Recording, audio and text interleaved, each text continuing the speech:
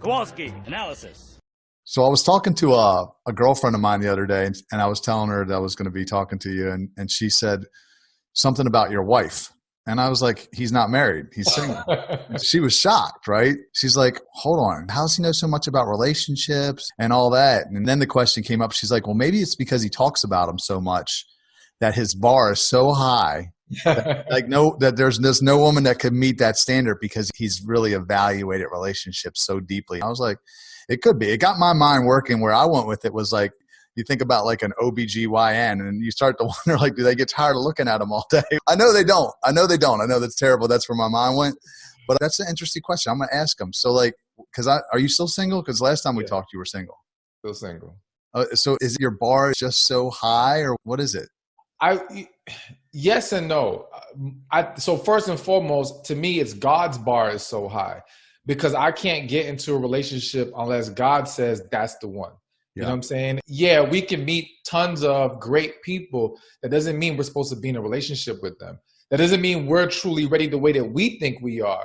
So to me, the standard that God sets when you're trying to be in alignment with what he wants, that's a much higher bar for yourself and that other individual you're supposed to get with. I can't just get with anybody.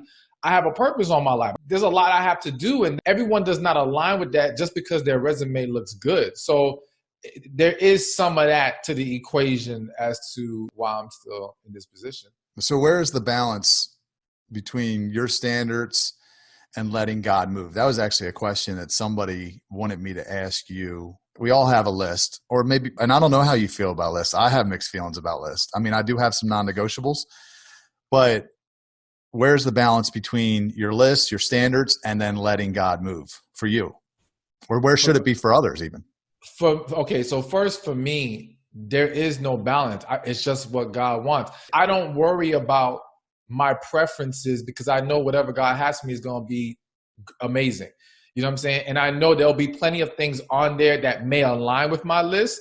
And then if I had one, and there are going to be some things that maybe I didn't even think about that God knew better, that I needed better than I knew it. So I don't focus on it as far as what my list would be or striking that balance. And because I think that's what gets us in trouble. If we get too caught up in what we want, now being patient, trusting what God is saying, we're going to have a harder time with that. Because can you imagine you meet a woman or you meet a man and they have everything you've ever wanted?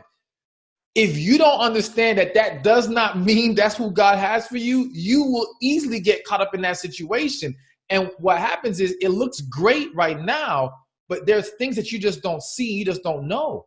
You have to just lean on God. And I've had plenty of situations where I met people, thought, okay, this could be it. And when I prayed, God was like, no. A little bit later, I saw why it was a no, and I understood it. And I was like, okay, I dodged a bullet because I listened to God and didn't get caught up in my own feelings or desires.